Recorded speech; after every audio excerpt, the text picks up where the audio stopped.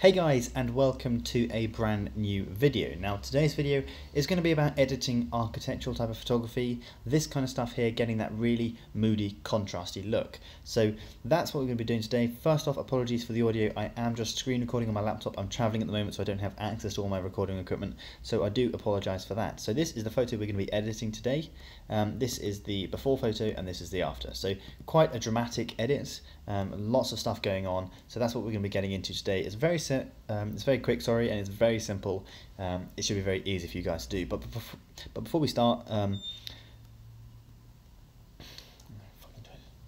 hey guys, and welcome to a brand new video. So first things first is this is kind of an off-the-cuff video. There's not really going to be any editing. It's going to be very casual. This is because I'm currently traveling and I'm literally just screen recording this on my laptop, which is why the audio may not be the best. So I do apologize for all of that. However, that being said, in today's video, we're just going to be editing a very simple architectural type of photography kind of style with this really moody, contrasty, high clarity contrast look. So quite a dramatic edit, quite a lot going on, but it's in reality pretty simple to edit. So that's what we're going to be doing today. Again, this is the photo. Let me show you the before and then the after. So before and then after. So very dramatic, but again, very simple. So that's what we're going to be doing in today's video. Quite simple. Let's just reset that. Now, before I do start editing, guys, for those of you who are just beginning in Lightroom or just beginning in Photoshop, what I've gone ahead and done is I've gone ahead and put together a huge bundle just to kind of give back to the community. I know what it was like when I started. It's really useful to have this kind of stuff. I've put in my Lightroom editing course, which teaches you everything you need to know about editing in Lightroom. You get 500 presets, 75 Photoshop actions, you get hundreds of overlays, 30 brushes, one-on-one mentoring with me and Sebastian on Instagram. Just go ahead, give us a follow, send us a DM anytime. We'll feel free to help you with your Instagram, anything like that. You also get onto our private mentoring group with hundreds of people who are just kind of in there chatting and helping each other with their editing. If you take the full editing suite as well, you can get access to our Instagram growth tips and advice course. That's a really good course. But again, up to you to go ahead and check it out. The link is down below in the description, so do go ahead and grab that. But again, don't just take my word for it.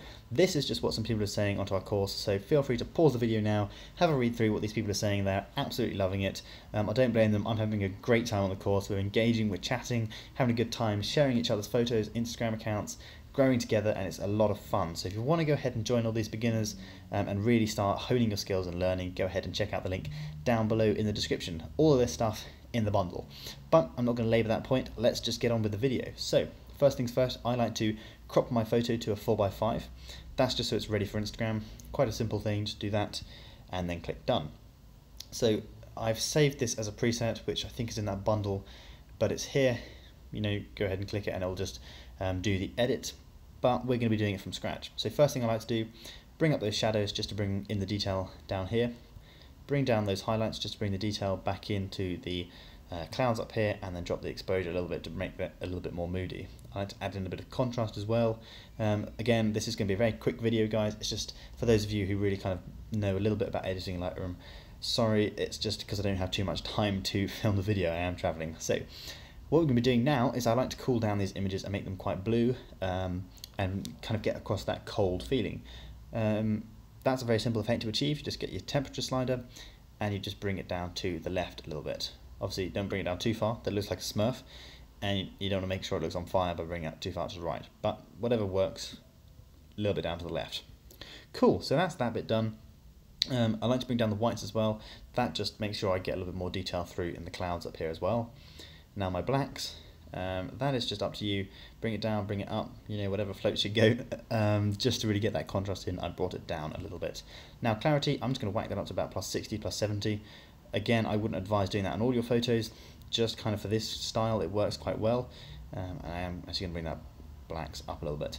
Now the clarity just makes it like uber contrasty, really contrasty, and adds in that extra amount of sharpness that you can't really get. Now because of this type of photography, I like to bring down my vibrancy a little bit. Not too much that it's black and white, but so it's almost black and white. So people kind of think that it's black and white, but then after looking at it for a while, you're like, ooh, it does still have a bit of colour to it. So just again, a before and an after. So already we're getting a huge difference to the photo. That's pretty much all ready to go ahead and post. So you can see how simple this is going to be to edit. Now you can go ahead and play around with the tone curve. What I am going to do is just put in my usual 3 points here. We've got the shadows here, midtones, and then our highlights. Now I'm going to bring up my midtones just a bit, you know, not too much, because it makes it look very strange if you bring it up too much. Highlights, you know, up to you. I'm going to bring them down a bit, again, just to get that detail back in the clouds. And then shadows, I am just going to bring those up just a tiny bit, because I did crush down the shadows with the contrast slider up here. So, you know, very subtle colour grades, you know, we're not doing anything too drastic. Next up, we're going to come down to the HSL sliders. Now, the HSL slider is very simple for this photo because we literally only have two colours. We have our oranges and our reds and our blues in the building.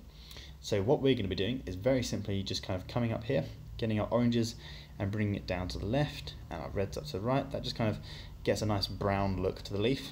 Very simple, doesn't require much work.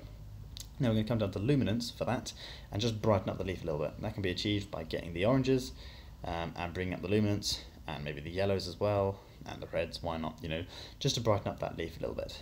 Next, you can, if you want, adjust the hues of the blues. I'm not personally going to be doing that because I can get this really nice teal look, but or a purple, you know, but I'm not going for that in this image. I'm just going to leave them as they are. Saturation though, I will bring down the saturation again of the blues just to get that more black and white feel. And I am going to bring up the saturation of the leaf a little bit because after all, it's the only thing that's bringing colour to this image, so I don't want to make sure it's, you know, got no colour at all. So we've done the luminance there. You can adjust the luminance of the sky, but because it's quite blown out earlier and I've brought it down, I'm just going to bring down the luminance as well, sorry, on that. So that's basically the bulk of the editing done.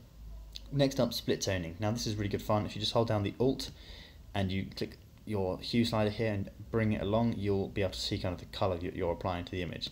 So I'm going to add the blues and just add in a little bit of saturation there onto the shadows. Now for the highlights, again, add in about 8 or 10 on the highlights, and then just do the same effect, bring it across to the oranges. And you know, it's very, very, very subtle colour grade, but what it helps to do is just make the whole image blend together quite nicely and make it a little bit more uniform.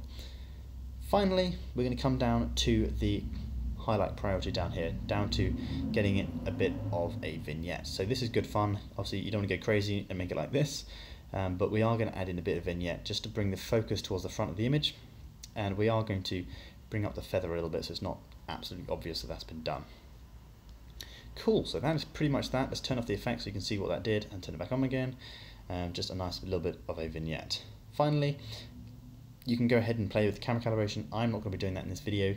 What I will be doing though is coming up to my brush tool and having a bit of a play around. This is good fun for the buildings. What you can go ahead and do essentially is brush in some highlights or some more exposure onto the lighter regions of the building, and then brush in some shadows into the darker regions. So we've got our exposure brought down a little bit here. So these bits with shadows on the buildings, I'm just going to brush in a little bit more the dark exposure. Now on the top corner of the building here, let's brush in some shadows, just make it really, really super contrasty, absolutely crazy. Cool, so that's done. Very simple again. Make a new brush, do the opposite, bring up your exposure to about 0.4, 0.5, and then essentially just brush in some highlights to some areas that you want to go ahead and brighten up. Now obviously this isn't the most exact. When I would do this for Instagram, I'd probably take a little bit more time and care over doing this, but this is just to kind of show you the effects you can achieve. So very simple, brush over the bits you want to brighten up and brush over the bits you want to darken down. So there we go guys, pretty much done. One final thing, if you're going a bit wacky and you want to be a bit crazy, you can go ahead and make your sky really contrasty by bringing down your exposure and then essentially just brushing over the dark parts of the clouds. Don't brush over the light parts, just the dark shadows on the clouds, just to make it look even more menacing and contrasty. So just by doing this, and it gets that really angry, moody looking sky. Let's do that. Pretty much done. Again, you can go a bit berserk on this. I would recommend when you're doing a really complex, not complex, a dramatic edit like this, once you've done the edit, go ahead, sit around doing something else for 10 minutes or 15 minutes, then come back to the image, because usually your eyes get used to the image and you go a bit mad and you start editing really crazy photos, and then you come back 15 minutes later and you're like, damn, I went a little bit too far on the brush, and you can go ahead and kind of correct for that. So there we go guys, that is the final photo. So a simple before and after, before and after, before and after. So as you can see, a very, very dramatic color grade. You know, we've changed it from that to something pretty insane. So very simple video guys. If you are interested in getting yourself onto that course and all that fun stuff, the link is down below in the description. Thank you all so much for watching. I'll see you guys in another video.